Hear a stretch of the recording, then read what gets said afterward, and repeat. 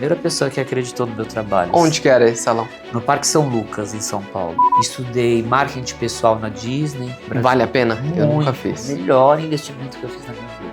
E vinha gente vestido de médico falar comigo. Nossa. Isso é Eles surreal. acham essa boneca, manda trazer a boneca, enquanto o casal tá lá se divertindo. Tanto é que eu sou um cabeleireiro que não tenho nenhuma reclamação no Reclame Aqui. Zero. Zero. E tenho muitos concorrentes que têm, infelizmente, né, ou felizmente.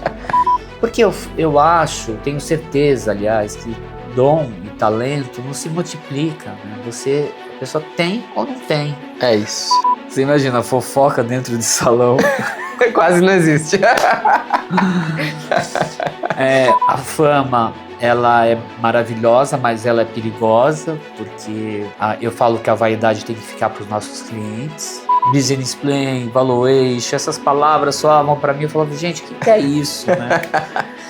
Seja bem-vindo a mais um episódio aqui no Abrindo Caminhos, podcast que revela a trajetória de quem constrói excelência com visão, coragem e identidade.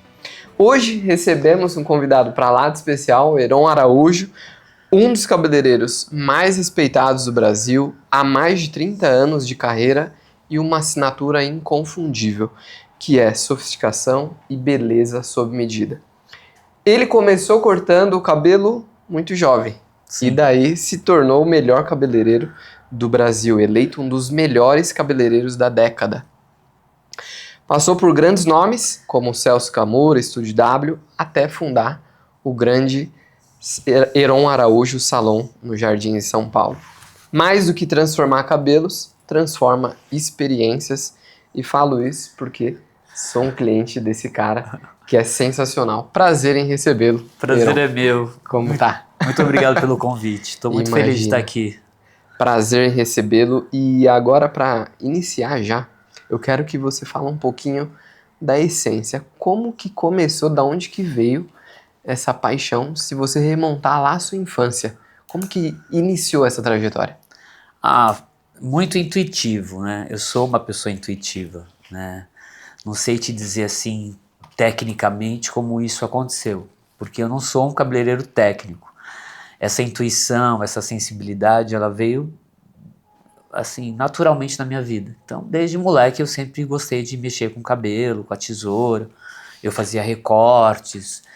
Então, venho de uma família extremamente simples, e aí chegou um momento que eu comecei a cortar o cabelo dos meus irmãos, da minha mãe, do meu pai, dos meus amiguinhos do colégio. E assim foi, com 18 anos eu consegui meu primeiro trabalho. Aos 18, primeiro trabalho. Uhum. Mas você fez algum curso quando você era criança? Eu fiz curso depois dos 21 anos, que aí eu comecei a ter um pouco mais de grana para poder me especializar e entender um pouco desse segmento. Tá. Mas eu comecei a cortar... Autodidata. Autodidata 100%. Caraca, bacana, cara. Eu sempre comparo o trabalho de autodidata de cabeleireiro com o músico de ouvido, né? Porque eu estudei música. Tá. Então, venho de uma família de protestantes e eu comecei a estudar cedinho na escola de música da igreja e fui estudando música até fazer um conservatório Villa-Lobos. Então, o músico de ouvido, ele ouve e reproduz, né? Eu sou aquele cabeleireiro que olha, vai lá e reproduz, e corto. Então, eu não uso técnica para fazer meu trabalho. Então, comecei muito cedo com essa intuição mesmo, com essa sensibilidade, e foi acontecendo.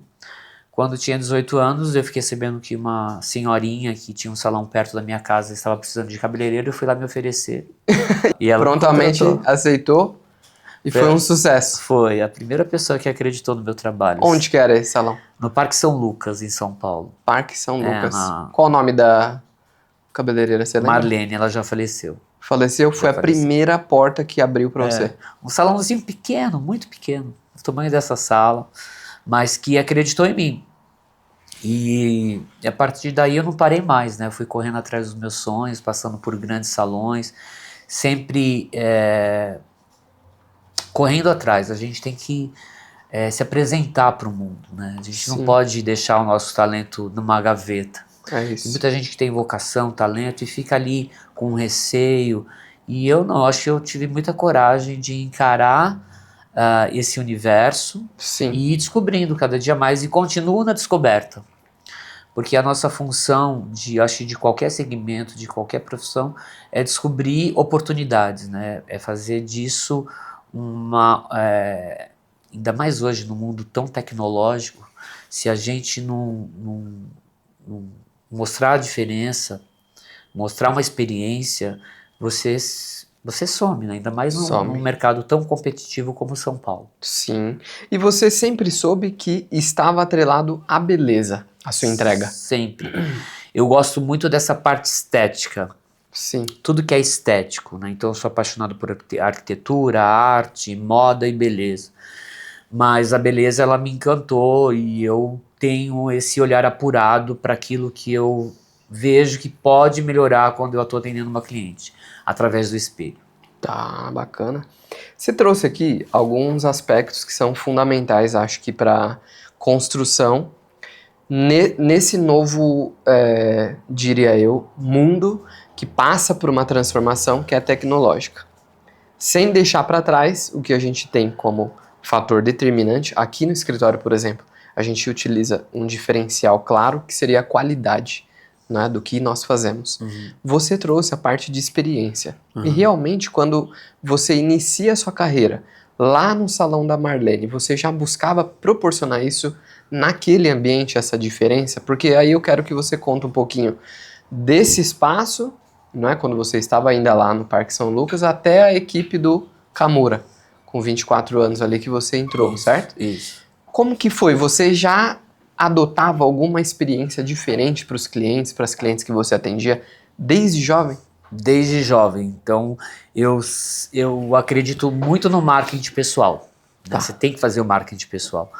E era um salão muito pequeno, como eu disse anteriormente, na Zona Leste, um bairro simples, um salão simples, só tinha 2 cadeiras, então não cabia mais que 4 pessoas dentro daquele espaço. Então a Marlene trabalhava atendendo uma cliente, ela não sabia cortar cabelo porque ela foi escovista nos salões de luxo, na época que São Paulo, o luxo era no centro de São Paulo, Ok. na Rua Barão de Itapetininga. E quando ela resolveu aposentar e montar esse salãozinho perto da casa dela, ela precisava de alguém que soubesse cortar cabelo. Então era eu, ela e mais 2 clientes. Quando aparecia alguém para querer cortar o cabelo, eu tinha que pedir para a pessoa esperar pro lado de fora. E aí eu vi que isso gerava curiosidade no bairro. As pessoas paravam e perguntavam: o que essa pessoa está esperando? E eu comecei a demorar mais para atender o cliente, para ter mais gente na calçada. Então foi uma estratégia, foi a minha primeira estratégia de marketing. Cara! Então, eu deixava 2, 3 pessoas. Essa técnica que as boates, depois de uns anos, começou a usar, né? A boate estava vazia, mas deixava a fila grande. E aí eu comecei, com 18 anos, a fazer essas pessoas esperarem do lado de fora. Então, isso foi dando uma movimentada no bairro, né? Por que essas pessoas estão esperando para cortar o cabelo com o Heron? É fila do INSS. Exatamente, acho que foi a minha primeira jogada de marketing. Mas chegou num momento que eu já tinha uma clientela muito boa ali no bairro, e eu falei: eu preciso sair daqui e entender aonde está o dinheiro dessa cidade, que foi a Zona Sul. E aí eu fui naquela época não tinha internet, abri o jornal e vi que estava precisando de cabeleireiro no Pacaembu. Pacaembu. Já era considerado um bairro de luxo, e eu fui lá, cheguei lá, era um salão afro. E foi maravilhoso, porque nesse salão eu aprendi a trabalhar com cabelos crespos. Tá. Então, com texturas, aprendi a cortar cabelos crespos, e foi incrível. Só que ele acabou fechando porque a dona teve câncer. E eu fui trabalhar num salão chamado Visone, atrás de um colégio super tradicional em São Paulo, que é o Arquidiocesano, que estudou Jânio Quadros, é um colégio muito tradicional da cidade. E esse salão ficava exatamente atrás desse colégio. Tá. E aí que veio a minha segunda estratégia de marketing, porque eu comecei a atender uma funcionária do colégio, que era coordenadora, que era cliente do Celso Camura. Ah. E toda quarta, era aquele salãozinho que a cliente vai mais para fazer escova e unha, sabe? Tá. E toda quarta-feira essa cliente, a Tânia, eu jamais vou esquecer esse nome, que foi a segunda oportunidade da minha vida, e as mulheres me dando oportunidades, sabe? Sim. As mulheres vão dominar o mundo, né? Amém, elas que põem a gente no mundo, né? É isso. Ela cortava e fazia cor com o Celso. E eu toda quarta-feira escovando o cabelo dela, um dia eu falando para ela, insistindo para ela, eu preciso cortar o cabelo dessa cliente. Preciso fazer ela levar o meu trabalho para o Celso. No entanto, ela só cortava com o Celso. Só com o Celso. E fazia a cor também com o Celso. E eu falei, não, um dia... E um dia ela chegou e falou pra mim, Iron, acho que eu vou cortar com você porque o Celso tá viajando. E foi a minha jogada de mestre. E aí eu fiz um corte, acho que foi o melhor corte da minha vida, com o intuito de que o Celso visse esse corte. E foi exatamente o que aconteceu. Ela voltou no Celso para retocar a cor, o Celso perguntou para ela quem tinha cortado, ela falou, foi um menino que me atende atrás do colégio e tal. E eu nunca esqueço que nessa época, né, ainda não tinha celular e muito menos internet. O Celso aparece com o carro dele na frente do salão e me convida para tomar um café. Ele estava montando um salão no Campo Belo, um salão enorme, uma mansão incrível, uma casa lindíssima. Jamais vou esquecer dessa casa. E ali que foi o pontapé da minha carreira. Pontapé inicial, vamos dizer assim, em um grande salão. Porque naquela época a gente começou a fazer muitas revistas. Tá. Ele chamou, como era num outro salão, até então era Espetáculo e virou Secamura. Nessa mudança de nome, mudança de endereço, ele chamou uma mulher, que era a Beth Pacheco, para ser sócia dele. E a Beth, que é a terceira mulher mais importante, me levou para a Editora Abril. E aí eu comecei a fazer grandes revistas dentro da Editora Abril. Você ia até a editora fazer? Na maioria das vezes sim, às vezes em estúdio de fotógrafo, mas dentro da Editora Abril eu conheci grandes produtoras que começou a gostar do meu trabalho. Então eu fazia editorial de moda, de beleza, capa de revistas. E assim foi deslanchando a minha carreira. E aí eu construí uma carreira graças ao Celso, a Beth Pacheco e as editoras. Tinha outras editoras também na época. E o mercado editorial nos anos 90, ele era muito forte, porque a gente ainda não tinha essa coisa da internet. Da internet, né? As redes sociais. Exatamente. Então, eu fiz minha carreira basicamente com o mercado editorial. E na próxima estratégia de marketing, foi que eu vi que eu queria parar de fazer moda e fazer mais beleza. Eu percebia que, por exemplo, se eu fizesse um editorial de moda de 8 páginas ou 10 páginas, o meu nome ia naquela dobra da revista muito pequena ali, sabe? E aí quando eu dava uma consultoria para uma jornalista de beleza, dizendo assim, qual que é a melhor dica para o cabelo no verão? Aí sairia uma matéria assim, Heron Araújo indica produtos assim, assado. E eu falei, não, acho que eu vou focar mais nessa coisa editorial, certo, de escrever, do que de produzir. E aí eu criei uma estratégia para, quando a jornalista de beleza me pedia uma matéria para perguntando qual o melhor shampoo para esse tipo de cabelo, eu ia a fundo, eu pesquisava, entregava mais do que ela esperava.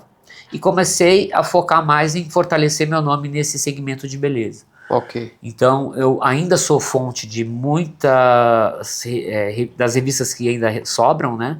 Sou fonte de alguns sites de beleza. E continuo sendo aí fonte, porque essas jornalistas de beleza, elas precisavam de cabeleireiros para... Que entendiam também, né, do exatamente. assunto. E aí eu fortaleci muito o meu nome nesse sentido, mais do que a moda. Quando eu percebi que eu estava muito fashionista dentro do Celso Camura, eu quis deixar a minha marca mais comercial dentro do mercado de luxo. Tá. Foi aí que, em 2000, eu saí do Celso e fui trabalhar com o Vanderlei Nunes no Estúdio W. Ok. Onde eu fiquei 11 anos. Nos anos 2000 você saiu. 2000. Exatamente, na virada do século. Porque no Celso eu fazia, além de muitas revistas, eu fazia desfiles. Então a gente fazia São Paulo Fashion Week. O Celso pegava 7, 8 desfiles. Eu assinava alguns deles.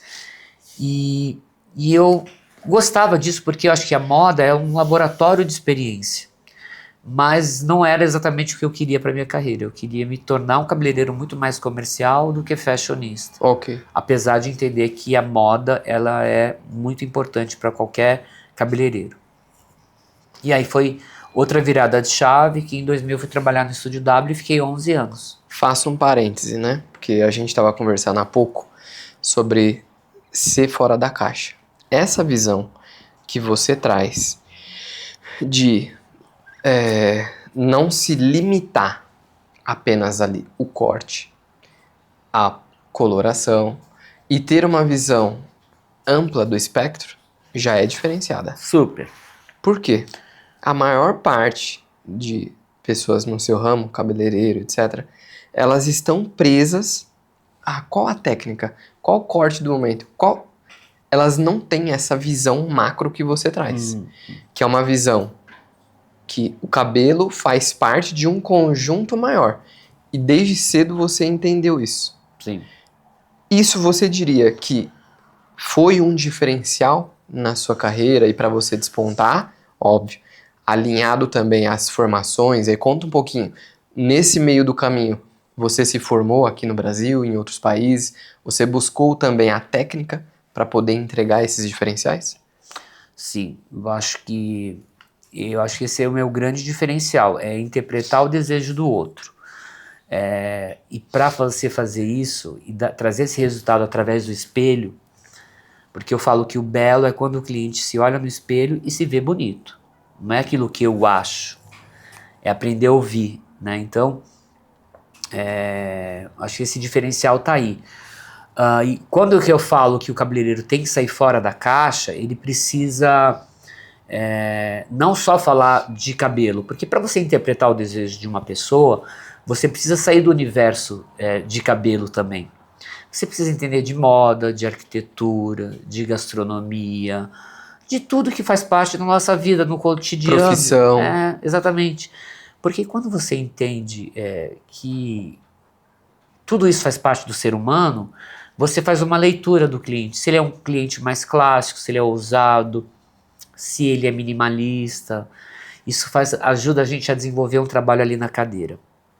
Eu posso falar com propriedade porque eu sou cliente. Então tem vez que eu vou na sua cadeira e eu falo, Heron, vamos deixar mais imponente, mais formal, tudo. E antes você já fez um briefing. Já. Do que eu faço, como eu faço, e o que a gente vai fazer hoje, etc. Então essa leitura macro que você faz, pouquíssimas pessoas, eu na verdade, só encontrei com você.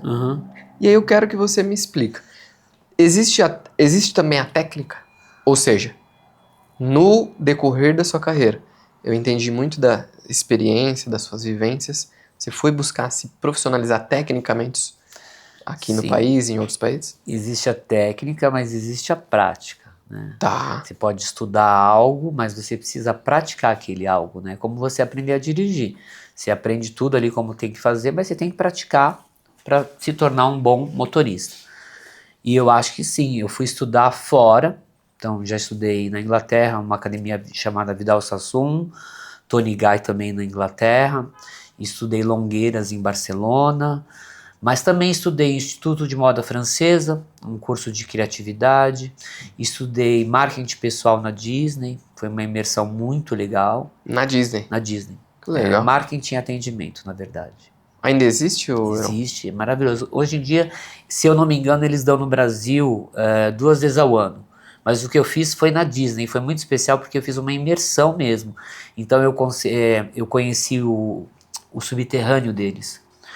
Tudo que faz funcionar o mecanismo de atendimento da Disney de excelência. Então, isso para mim mudou a minha vida profissional na hora de atender o cliente. A gente precisa estar o tempo inteiro investindo na nossa carreira. Entendi. Já faz alguns anos, bons anos que eu fiz esse curso. E eu sei que hoje em dia eles dão 2 vezes ao ano no Brasil. Vale a pena? Muito, eu nunca fiz. Melhor investimento que eu fiz na minha vida. Melhor investimento? Melhor investimento. Vou fazer. É muito bom. Tem várias historinhas que eu jamais vou esquecer. Assim, tem uma historinha... Conta uma aí pra gente. Vou contar uma rápida. Tá. Tem um carrinho de cachorro-quente, para você ver como as pessoas são bem treinadas na Disney.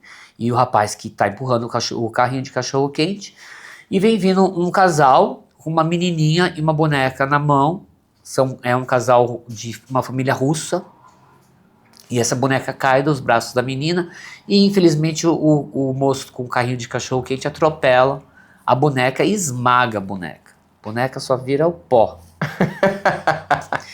Mas ele, muito bem treinado, pega essa boneca rapidamente no colo e diz: fica tranquila, a menina chora, chora, chora. A gente vai levar ela para o hospital e a gente volta para dar informações para vocês. E desaparece com a boneca. Nesse momento, toda a Disney é ativada e eles começam a buscar essa boneca no mundo inteiro. E realmente essa boneca só existe na Rússia. Mas eles vão dando um feedback para a menininha a cada 1 ou 2 horas. Olha, ela tá na UTI, tá se recuperando, ela tá entubada, mas assim, fica tranquila, já falamos com a equipe médica. E vinha gente vestido de médico falar com a menina. Nossa! Eles acham essa boneca, manda trazer a boneca, enquanto o casal tá lá se divertindo, mas dando um feedback toda hora pra menina, explicando o motivo, as melhoras, ela tá melhorando. Assim que eles encontram a boneca, eles falam: olha, ela já saiu da UTI, ela tá se recuperando, em breve a gente vai te dando notícias. E eles correndo contra o tempo para que essa boneca chegasse na Disney a tempo de ser entregue. Mas no último dia eles conseguem entregar a boneca, deu alta, olha, sua boneca recebeu alta, tá aqui sua boneca, e a família volta feliz da vida para a Rússia. Que experiência do cliente. Diante do infortúnio, eles conseguem transformar numa magia. E aí tem 2 aprendizados, né? Primeiro, você treinar muito bem a sua equipe. E segundo, mesmo que você leve prejuízo, porque o que a família gastou na Disney, com certeza ficou muito mais caro trazer a boneca. E às vezes a gente tem que pagar para manter a nossa reputação.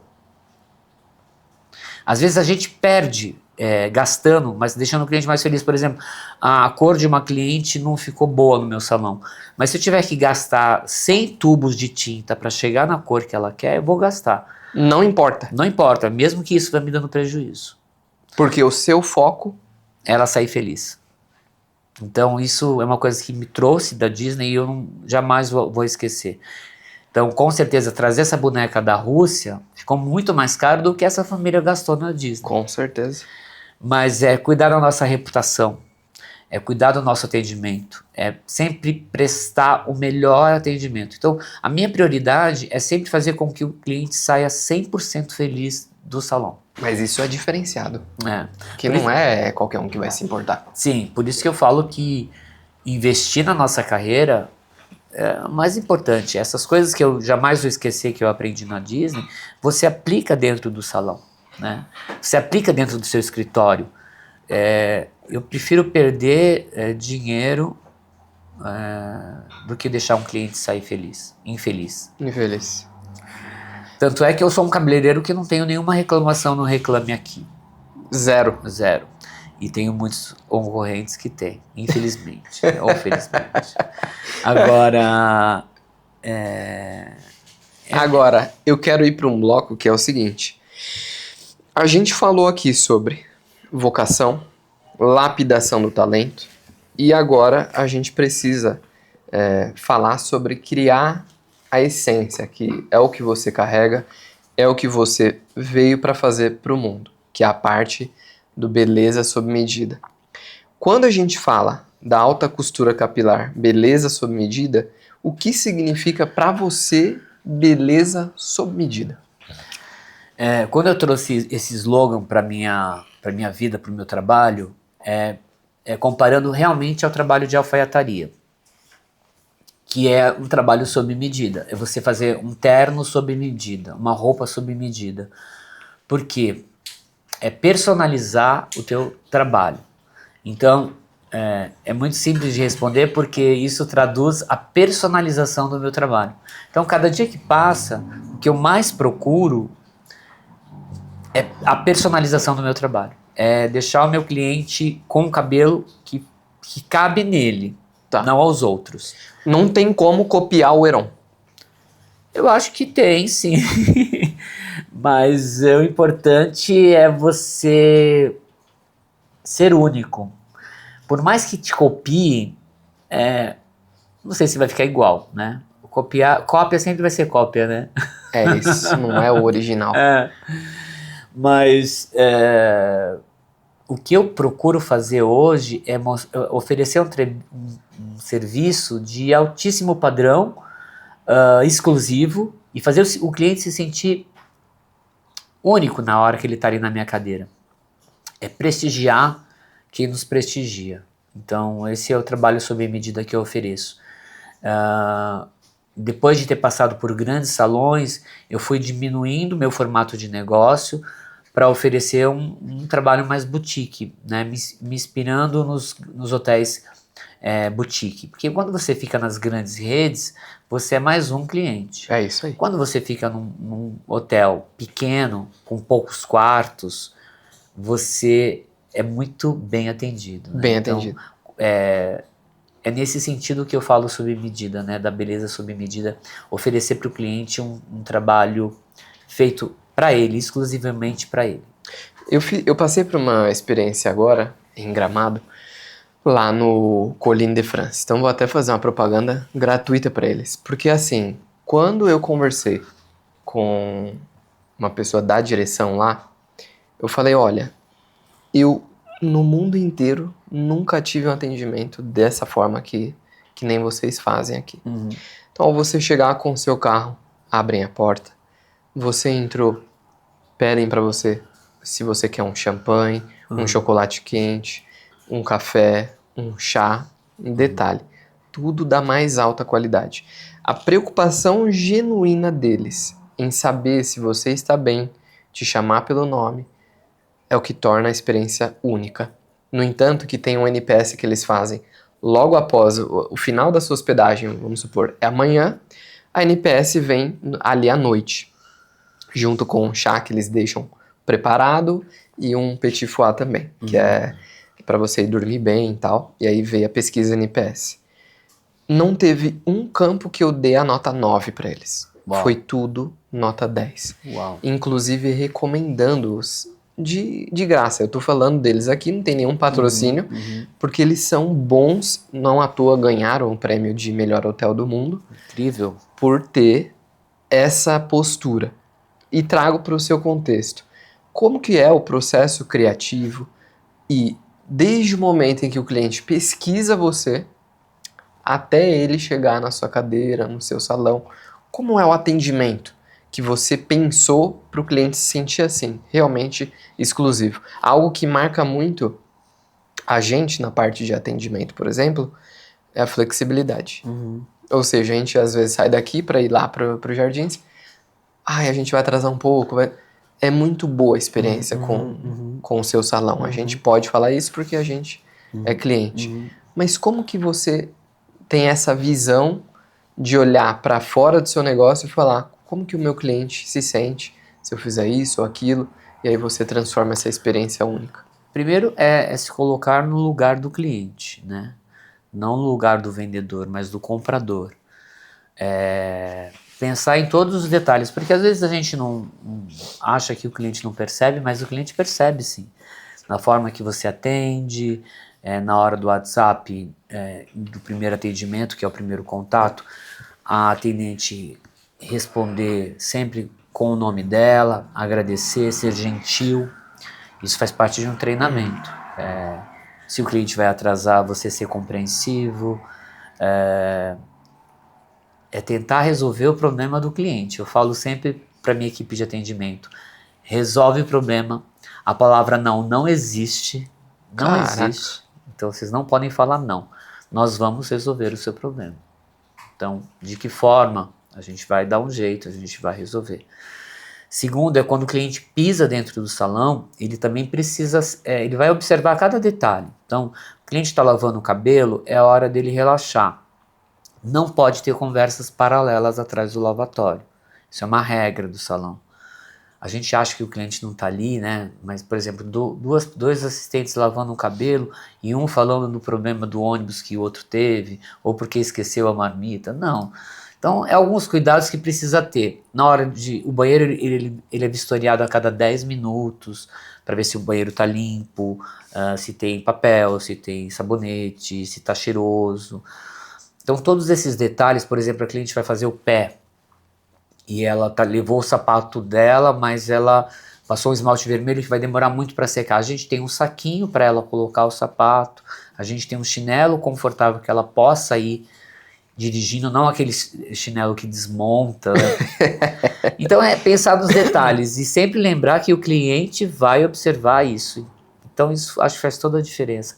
É o 360 que a gente chama, né? Então eu acho que esse é o diferencial do salão. E como é um salão boutique, a gente não pode ser diferente, né? Então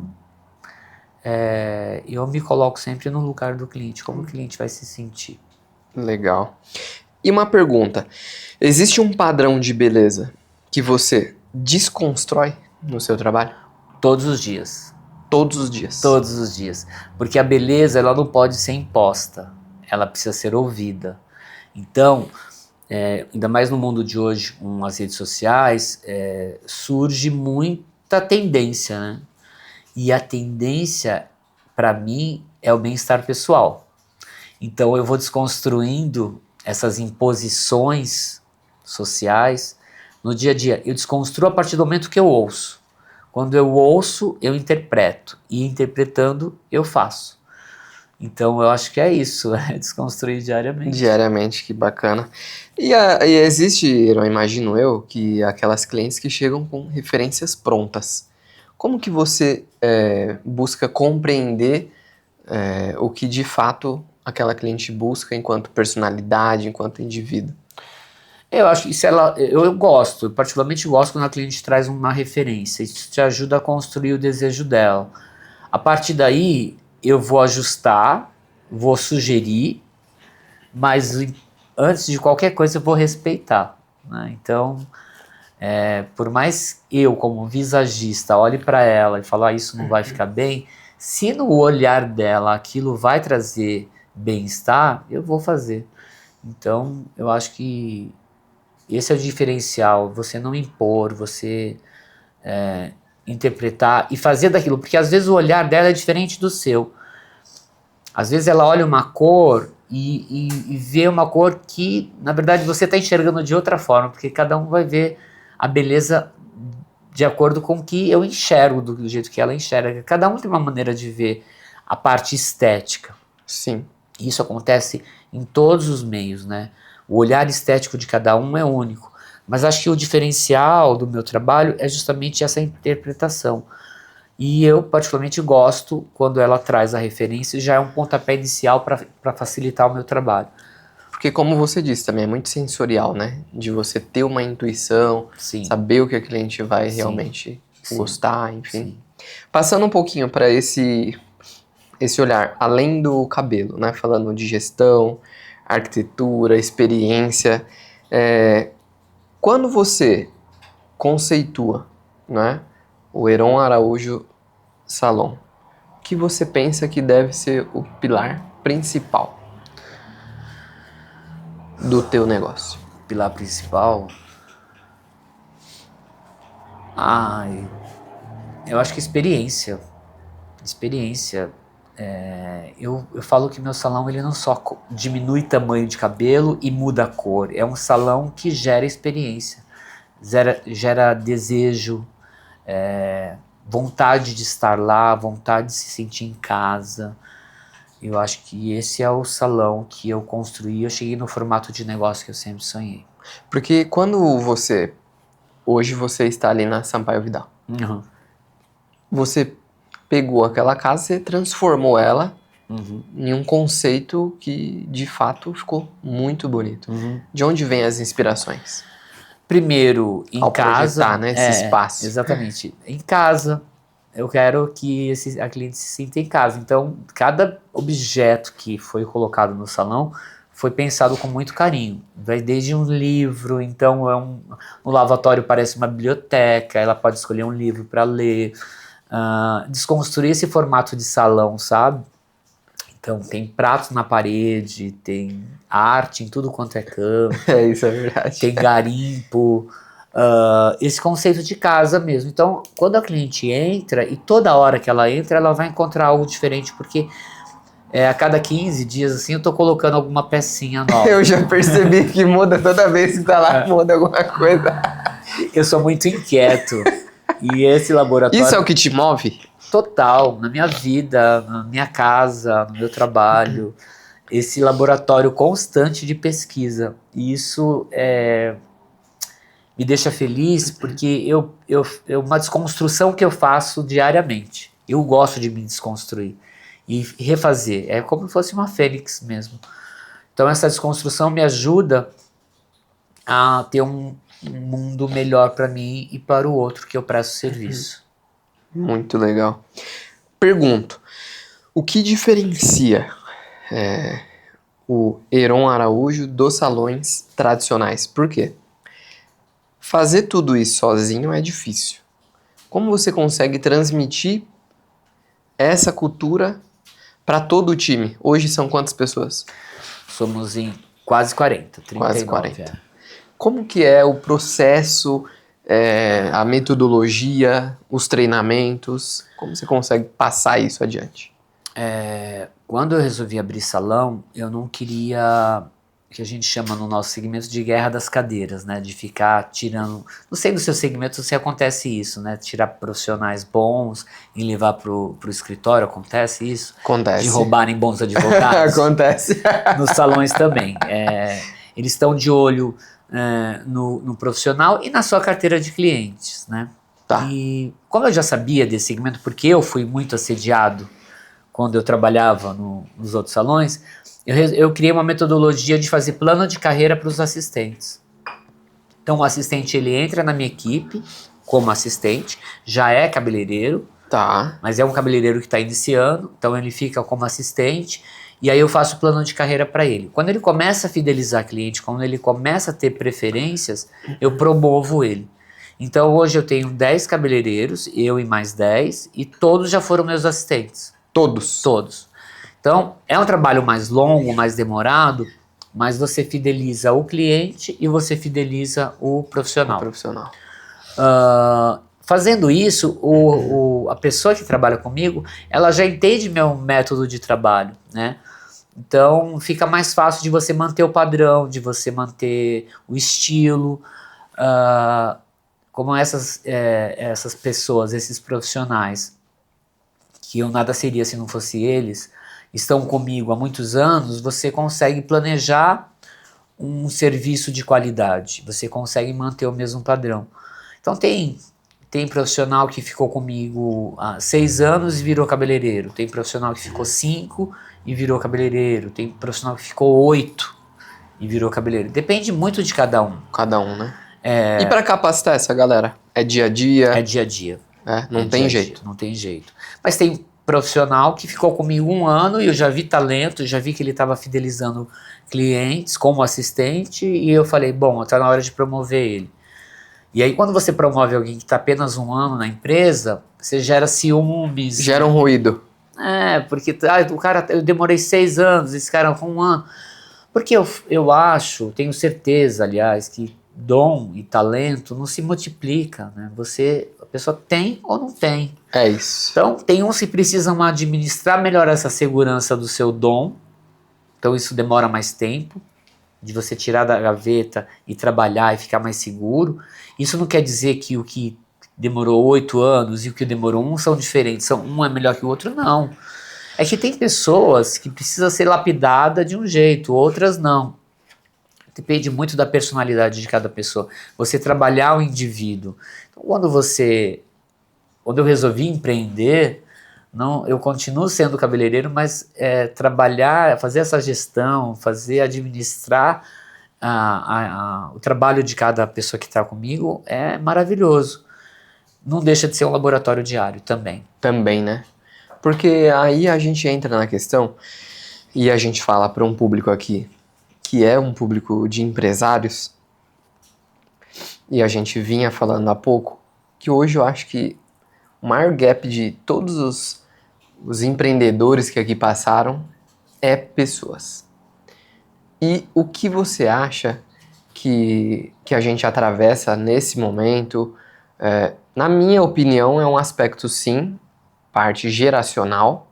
A gente enfrenta uma mudança de geração que acha que as coisas... E eu sou muito fã do Chico Buarque, que é uma música dele chamada construção, Uhum. que eu gosto bastante, uso como exemplo, entre outras, que a geração de agora não pensa tanto em construir. Ou é algo pronto, ou tem outras prioridades, e a gente vê isso cada vez de forma mais líquida. Citando ou parafraseando aqui o Bauman, que traz uma coletânea, quando ele fala de amor líquido, a sociedade líquida de uma forma geral, ou seja, todo mundo numa superficialidade, ninguém mais querendo se aprofundar em algo, não sei se por medo, por receio ou falta de coragem. Mas como é para você essa questão de pessoas? Porque a reclamação que nós ouvimos aqui e a gente quer ser parte de uma solução está cada vez mais difícil ter pessoas boas dentro dos negócios. Então, com isso, a gente aumenta turnover e fica mais difícil de manter um padrão de qualidade, né, em maior escala. Sim. Sendo que nós, empreendedores, somos poucos sobreviventes, né? E é difícil empreender nesse país porque, de todo lado, as pessoas tentam travar o empreendedor, seja o governo com as taxas, tributos, impostos que não param mais. Por outro lado, custo de mercadoria ficando mais caro, etc. Então a gente tem uma sociedade nesse cenário aqui no país. Para você, como que é isso? E como você supera esse desafio? Até para que os empresários se inspirem. Bom, primeiro, ser empreendedor no Brasil é só para fortes mesmo, né? Eu concordo, eu acho que o Estado precisa ver o empreendedor como parceiro, né? E às vezes parece que a gente é inimigo, né? Sim. Realmente é uma geração muito diferente da minha.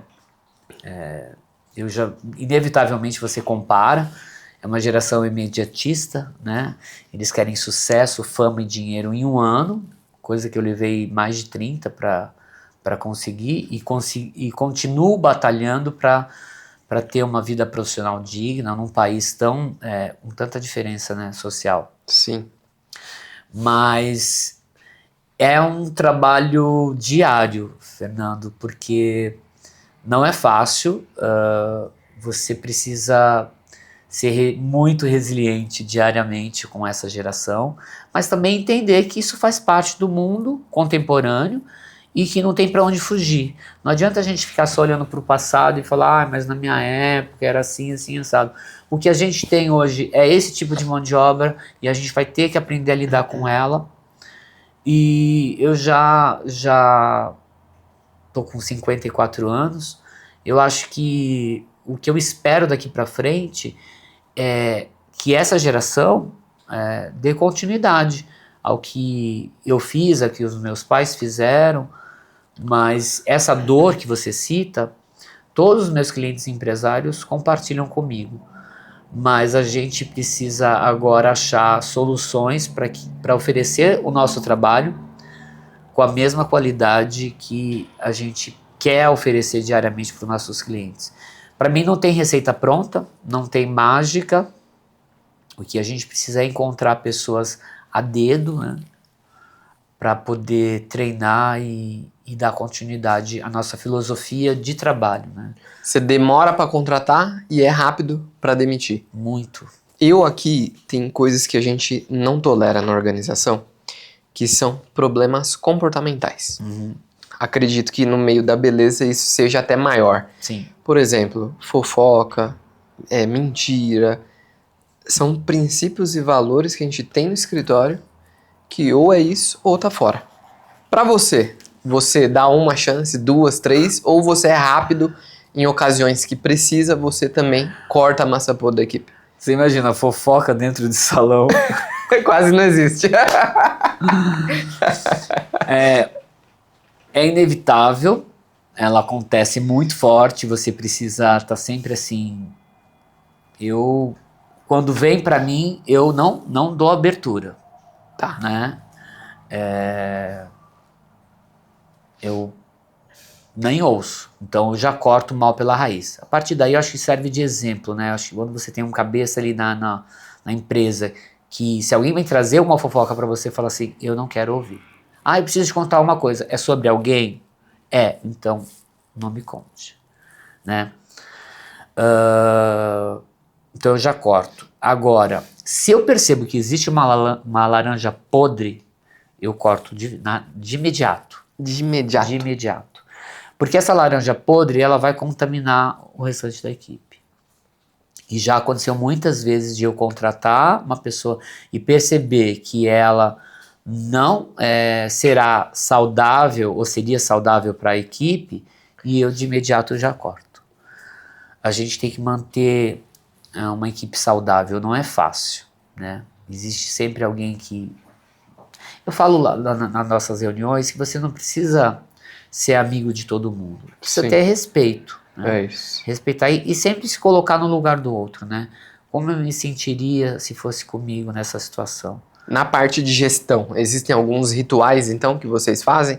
Reuniões de equipe, alinhamento, é a cada quanto tempo, é diário? Conta um pouquinho o que vocês fazem. A reunião geral a gente só faz uma vez por ano.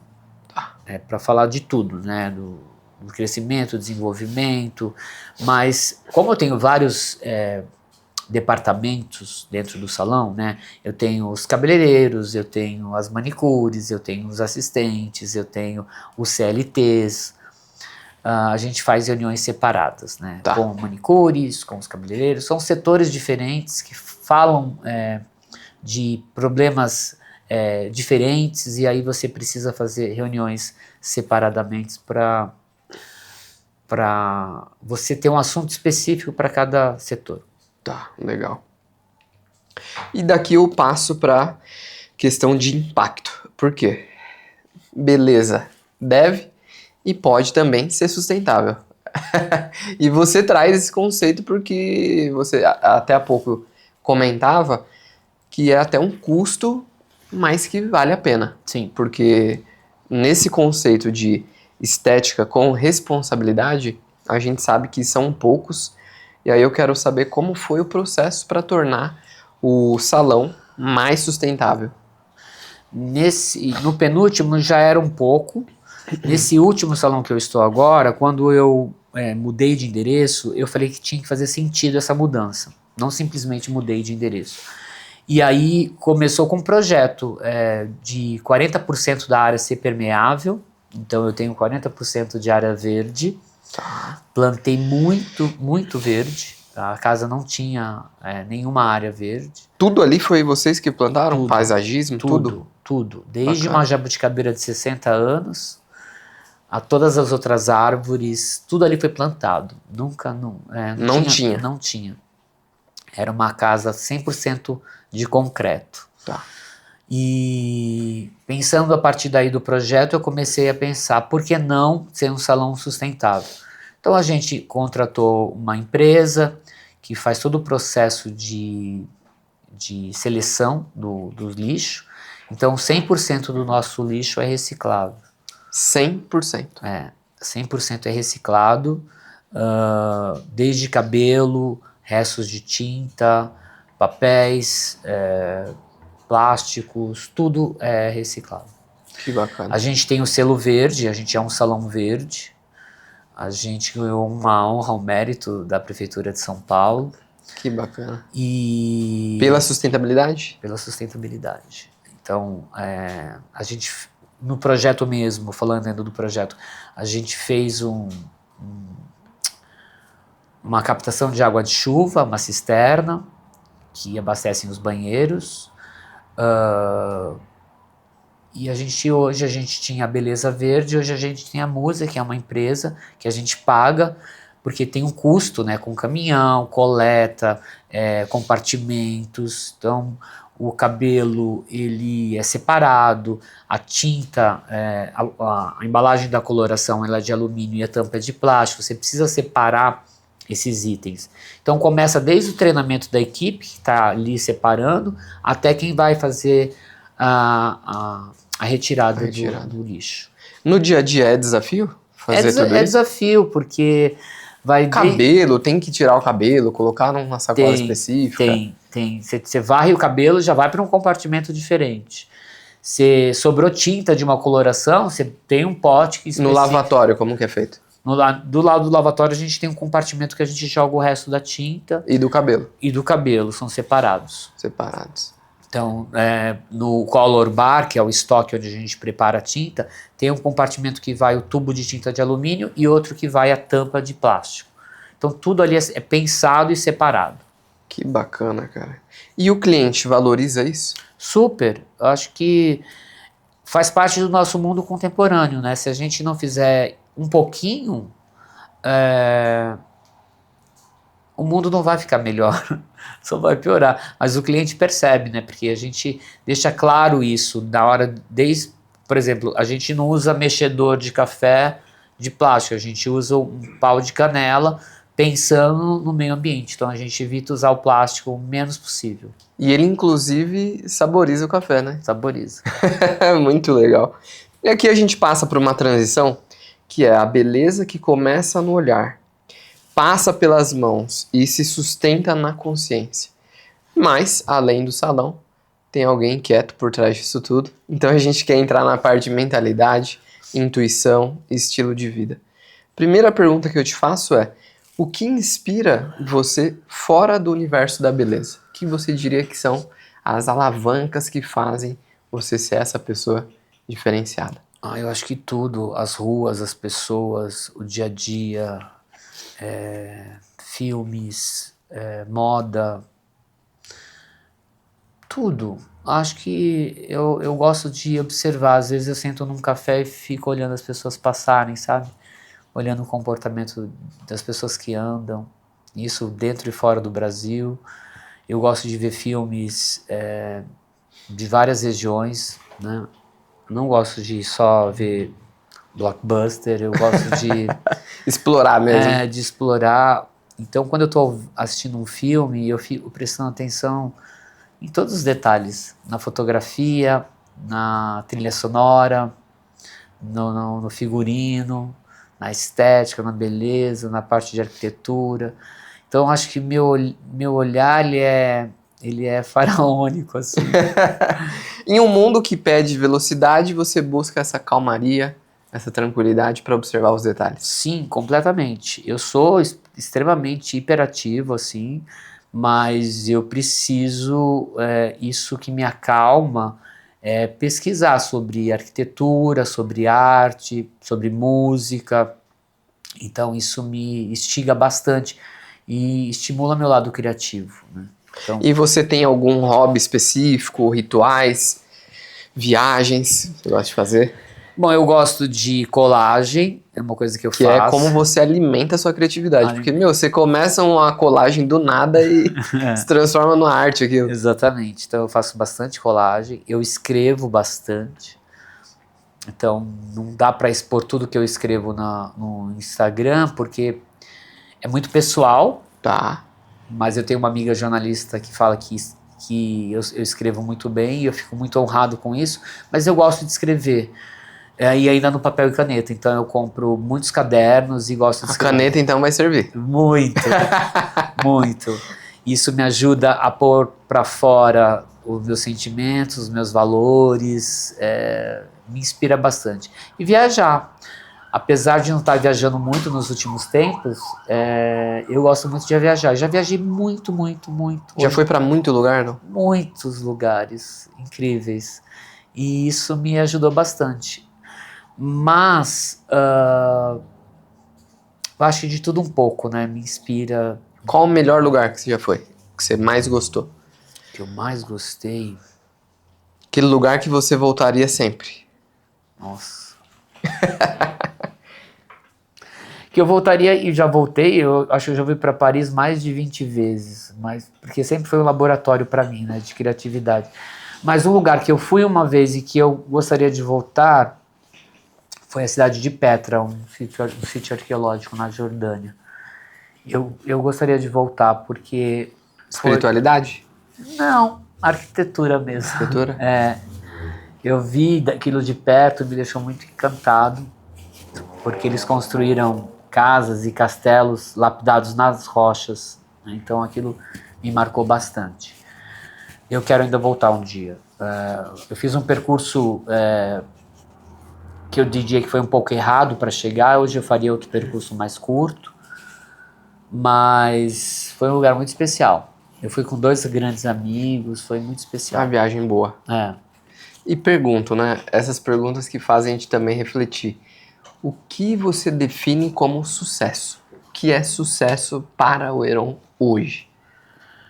Então, o sucesso, para mim, ele não pode estar ligado só ao dinheiro e à fama, né? Isso, para mim, é muito...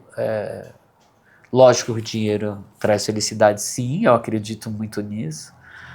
A fama, ela é maravilhosa, mas ela é perigosa, porque eu falo que a vaidade tem que ficar para os nossos clientes, o ego, a vaidade.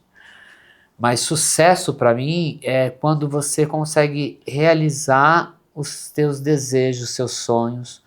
E eu ainda tenho muitos sonhos, então eu acho que eu não atingi o sucesso, não. O sucesso é diário. É uma diário. construção diária. Tem muita coisa que eu quero fazer ainda. Que bacana. Cita uma. E comprar um apartamento em Paris. Em Paris? Legal. Vai É um realizar. lugar que eu gostaria de envelhecer. Vai realizar. Você está gravando isso hoje, eu tenho certeza que isso é real. Olha, tomara que seja Apartamento em profético. Paris. É profético. E existe algum momento, Heron, na sua carreira, que você pensou em desistir? Você falou, poxa, tá difícil, eu não tô aguentando, quase burnoutando. Porque a gente que empreende, e eu sempre falo isso com os empreendedores que vêm aqui, que são pessoas de muito sucesso, de muita coragem, muita resiliência, é que a gente, em 24 horas, a gente pensa em trabalho, né? É difícil a gente estar em casa e a nossa cabeça não estar no trabalho, ou a gente pensando em algo que a gente pode melhorar, é algo que, de fato, é um instinto. Algum momento você pensou em desistir? Sim. Eu acho que muitos profissionais passam por isso. Eu já passei acho que umas 3 vezes momentos que eu falei, bom, vou largar tudo, vou parar e... Eu toco sozinho minhas coisas e acabou. Porque às vezes a gente para, eu vou compartilhar um pensamento. A gente fala, cara, pra que tanto esse trabalho em a gente ajudar os outros, a quem tá à nossa volta? Sim. Às vezes a gente se sente sozinho, é uma jornada solitária. Você fala, eu vou tocar minhas coisas e acabou. Eu recentemente, durante a obra desse salão, eu me senti sozinho, né? Porque eu já tive sócios, mas foram 2 sociedades traumáticas. Tá. Mas eu atualmente me sinto sozinho no meu negócio. Eu gostaria de ter um parceiro para compartilhar os problemas, porque é o que você falou, chega um momento que você fala assim, meu Deus, se eu estivesse numa sala atendendo só os meus clientes, aos 54 anos, eu estaria feliz. Tranquilo. Sem esse monte de problema. Eu tenho quase 40 funcionários. Será que eu quero? Será que eu preciso disso depois de uma trajetória tão linda e maravilhosa? Mas, ao mesmo tempo, você se sente responsável por todas essas famílias que dependem do negócio, né? E se eu abracei essa responsabilidade, eu preciso ir até o fim. Eu preciso respeitar essas pessoas que estão ali comigo e aprender a lidar com esses problemas diários. Mas teve momentos, sim, que eu pensei em falar... Aí eu vejo aquela casa linda, eu falo, mas tão linda, tão maravilhosa, eu não vou abandonar. Não vou abandonar isso. E afinal é o nome, né? É o seu nome, é alguém de resiliência, de coragem. Hoje eu tenho certeza que o meu cliente que está comigo há 30 anos, 25 anos, isso para mim é maravilhoso você ter clientes que estão com você há tantos anos. Que volta para te cumprimentar, para conversar com você. Exatamente. E eu tenho certeza que ele iria aonde eu estivesse. Mas eu preciso oferecer para ele toda essa infra que eu falei durante todo o programa aqui, né? Sim. Então, principalmente porque quando o meu cliente que está comigo há muitos anos, ele chega, eu faço ele se sentir como se fosse a primeira vez. É igual um casamento, né? Você não pode deixar o casamento esfriar. Você precisa namorar a sua esposa diariamente. É isso. E o cliente é a mesma coisa. Você precisa surpreender ele. Seja a cada momento da jornada. Então, quando o cliente... Eu surpreendo ele, às vezes eu dou um shampoo de presente, um condicionador, um tratamento. Eu ganhei um kit maravilhoso. Ganhou? Obrigada, viu? E não importa o tempo que esse cliente esteja com você, é você fazer ele se sentir especial. É isso. Você sente alguém importante. E exatamente. É assim que a gente se sente, viu? Parabéns pelo seu trabalho. Eu acho que o que te faz continuar além de todas as famílias, dos colaboradores, são também os clientes, né? Com certeza. Que você Com possui, certeza, Eu tenho uma carteira de cliente que eu amo.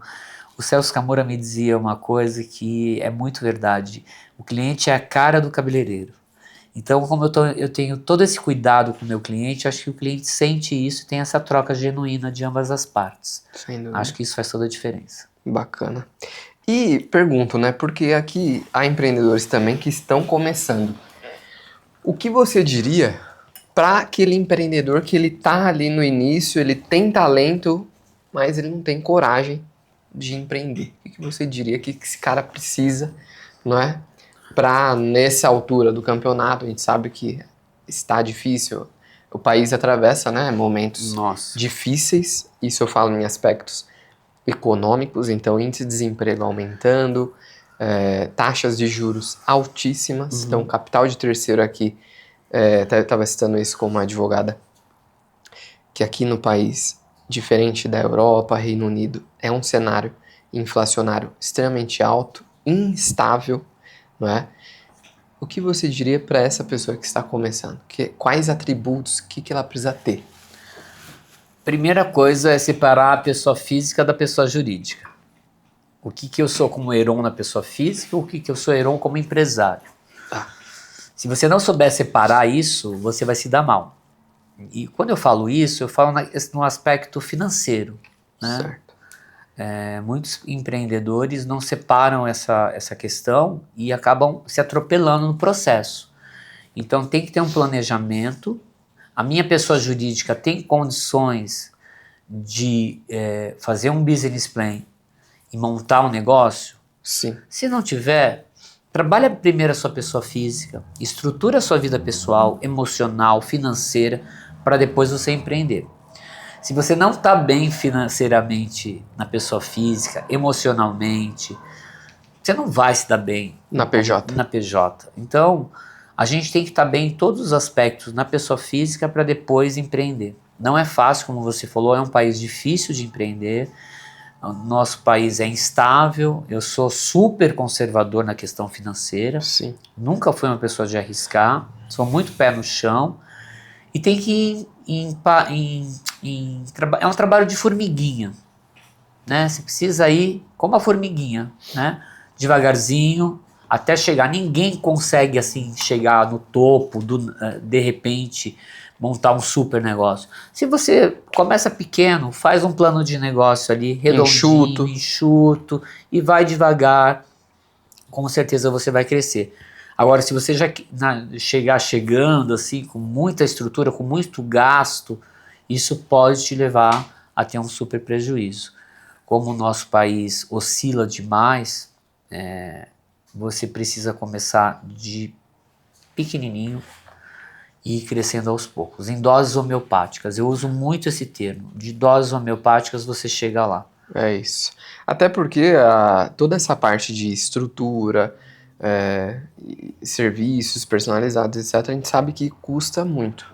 Financeiramente falando, a gente sabe que tem custo, né? Então, se você está começando, é o que a gente sempre fala, né? Tenha pelo menos uma parte de reserva em caixa que mantenha o negócio de pé, né? Por 12, 24 meses.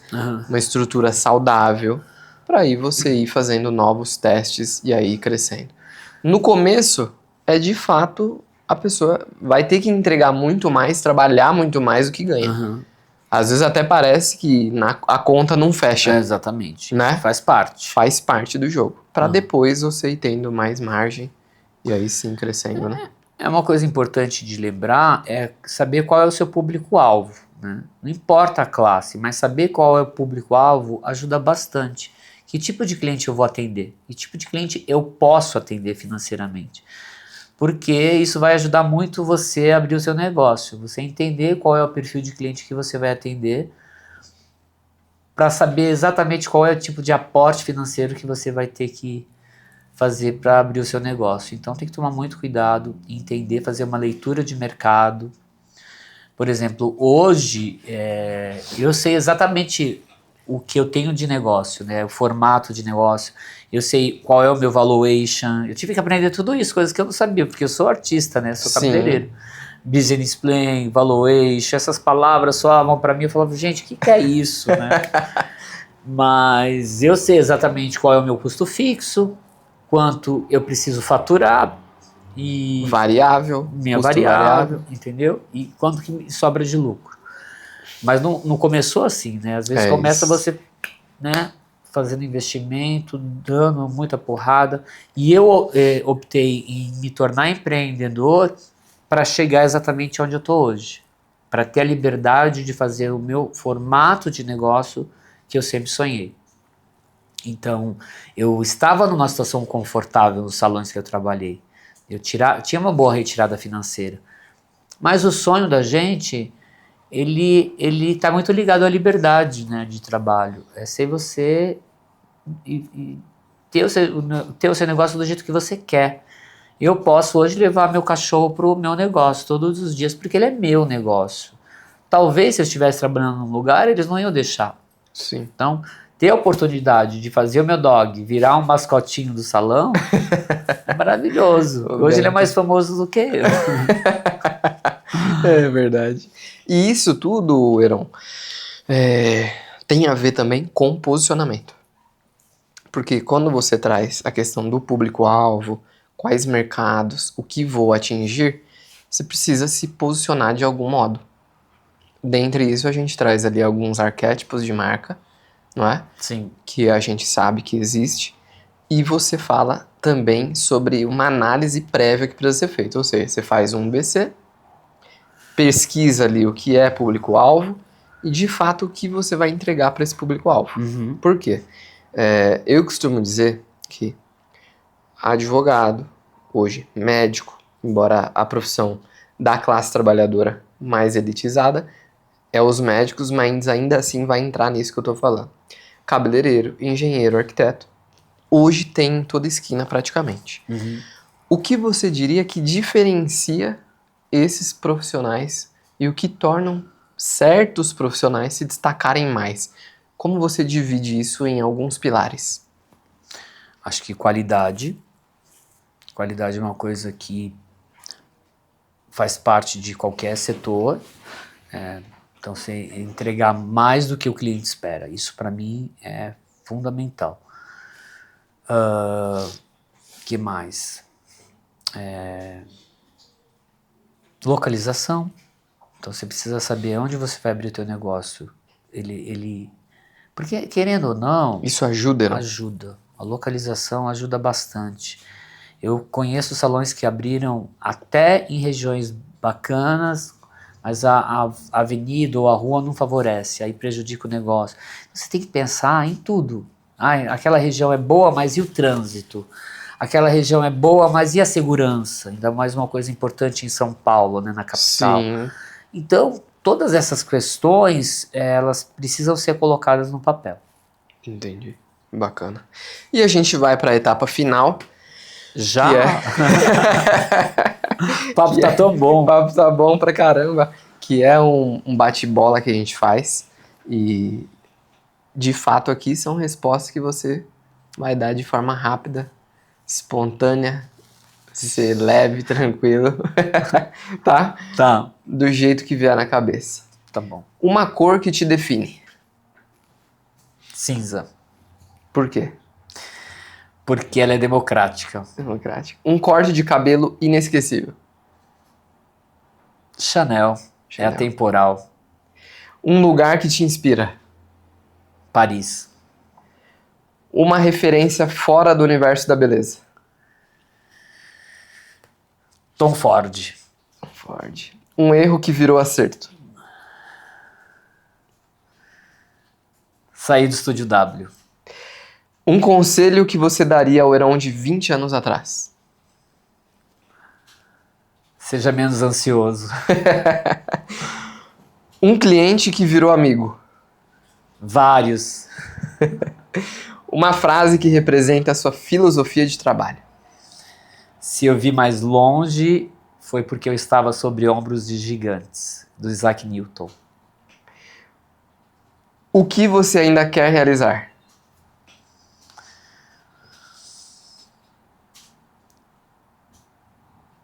Abrir uma academia para profissionais do mercado de beleza.